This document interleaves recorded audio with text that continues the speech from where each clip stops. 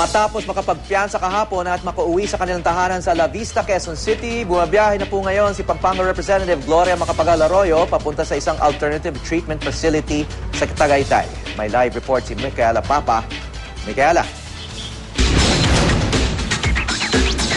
Hawi, tama nga yan. Ayon sa isang source ng GMA News ay umalis na mula sa kanyang tahanan dito sa La Vista Compound sa Quezon City si dating Pangulong Gloria Macapagal Arroyo.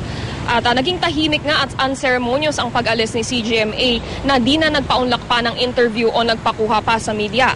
Dito nga sa kanyang tahanan sa La Vista, nagpalipas ng gabi ang dating Pangulo at nagkaroon din ng pagkakataong magkaroon ng quality time kasama ang kanyang pamilya bago siya tumulak pa Tagaytay ngayong umaga para sa isang alternative treatment.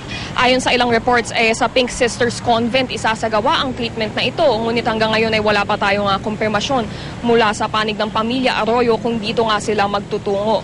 Nakatakdang dinggin din nga sa Sandigan Bayan ngayong umaga ang motion ng kampo ni GMA to suspend plunder proceedings and suspend warrant. Ngunit hindi na nga sasama pa ang dating Pangulo sa proceedings at sa halip ang kanyang mga abogado na lamang ang magtutungo sa Sandigan Bayan.